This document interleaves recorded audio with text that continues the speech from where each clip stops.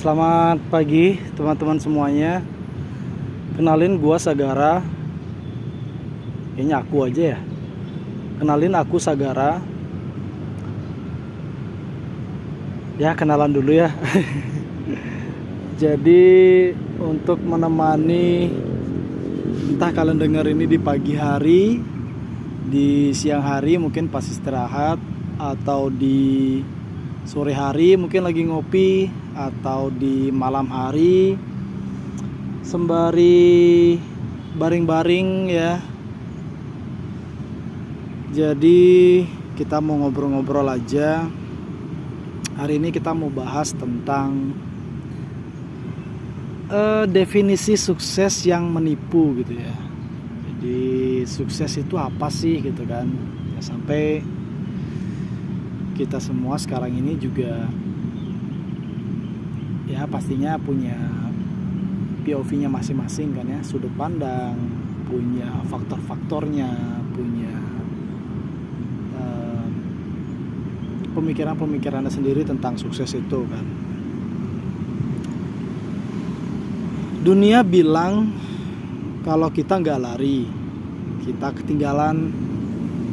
Jadi saya lari. Saya mengejar angka, mengejar jabatan. Sampai saya lupa siapa yang sedang saya kejar. Ya mungkin ya kata-kata tadi mungkin nggak langsung merefleksikan apa yang sedang kita hadapi ya teman-teman ya. Tapi yang kita mau obrolkan adalah lucunya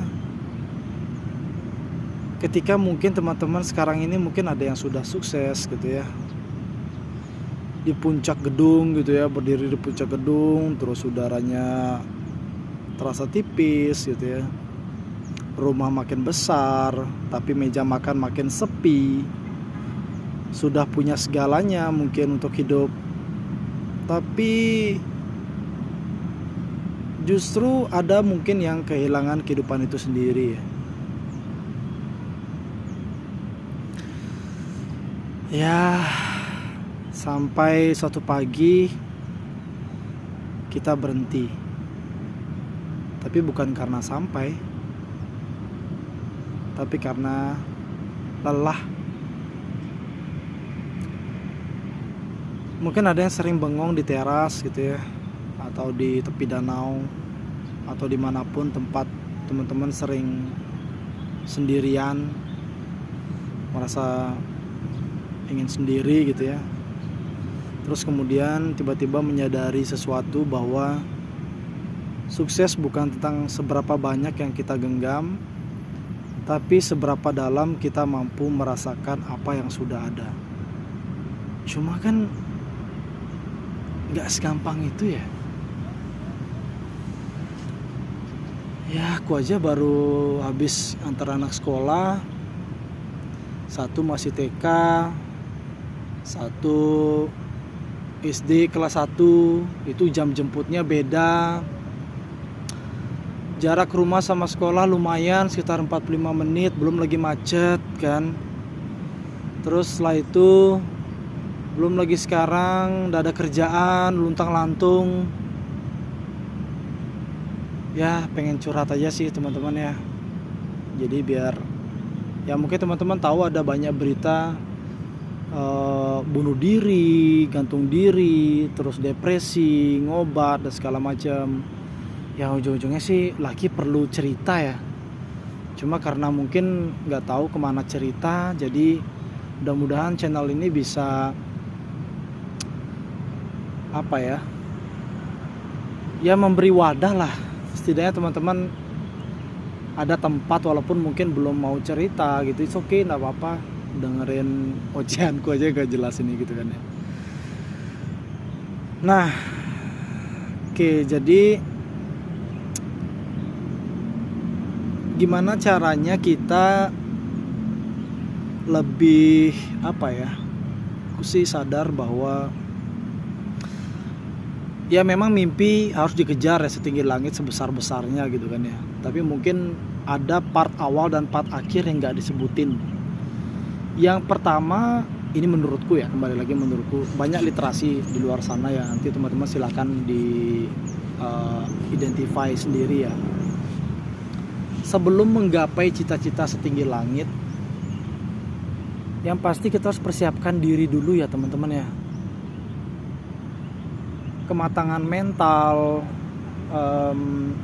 terus kemudian tujuan yang jelas gitu ya, terus percaya diri, kesiapan itu disiplin ya, apalagi ya konsisten pada saat kita melangkah ke mimpi-mimpi kita gitu kan ya. Terus kemudian di akhir jangan lupa teman-teman, soalnya ini ada dua ya. Satu sisi mimpilah setinggi mungkin gitu kan ya, kejarlah mimpimu, di depan matamu 5 cm atau 5 mili gitu ya, anda tahu. Tapi ada juga yang bilang batasi mimpimu supaya kamu gak terlalu terluka gitu ya. Wah susah juga nih. Ada yang nyuruh kita untuk mimpi setinggi mungkin gitu ya, ada yang nyuruh batasi aja biar gak terluka bro gitu ya. Yang mana mau diikuti ya. Jadi kalau aku sih tetap cita-cita harus besar gitu ya, tapi persiapan yang harus lebih matang. Resiko-resikonya yang teman-teman harus lebih lebih persiapkan lah, lebih dimitigasi gitu ya. Apa aja gitu kira-kira resiko-resiko yang terjadi ketika mimpi itu kita udah tinggi nih, jatuh gitu ya. Bukan jatuhnya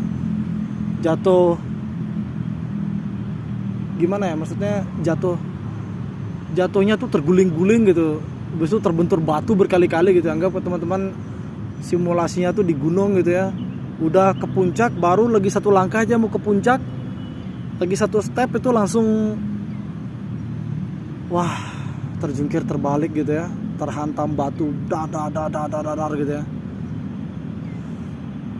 Ya gitu. Jadi sebelum kita bermimpi dan pada saat kita bermimpi kita jatuh, kita sudah siap gitu ya. Pun kalau misalkan kita sudah sukses, apa yang terjadi di atas itu gitu ya, ya entah nanti di sana sepi atau rame, nggak tahu ya. Jadi dinikmatin aja,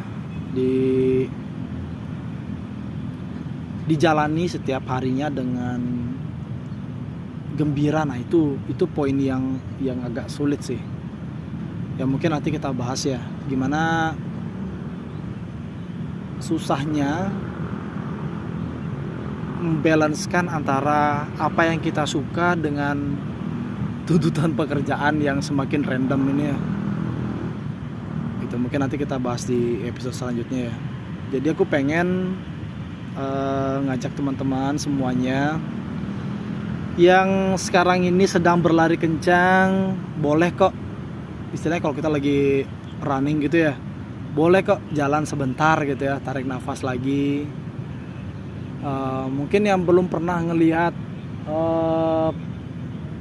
pohon, desiran daun-daun pohon yang kena angin gitu ya, goyang-goyang gitu ya, coba lihat dulu. Aku lupa nama filmnya itu ya, mungkin kalau ada yang tahu komen ya. Pokoknya dia tuh menikmati kesendiriannya, menikmati pekerjaannya, menikmati harinya, menikmati setiap detiknya. Jadi berasa gitu hidupnya. Aku juga selama ini nggak tahu ya, apa yang aku kejar, aku nggak tahu ya. Jadi pengen ngajak teman-teman itu untuk istirahat sejenak gitu ya, karena ya intinya sejauh apapun kita sudah melangkah, tujuan kita tetap sama, kembali jadi manusia ya, nolong sesama. Mungkin teman-teman ngelihat anak kucing terlantar itu, kalau ada makanan kasih makan gitu ya, karena kita hidup tidak sendiri ya. Jadi hal-hal seperti itu mungkin kita jarang sadari ya, apa sebenarnya tujuan kita hidup ya. Ya jadi mungkin episode pembukanya, curhat-curhat ringan ini dulu. Kalau ada salah kata, mohon dimaafkan, kita perbaiki lagi di episode-episode selanjutnya.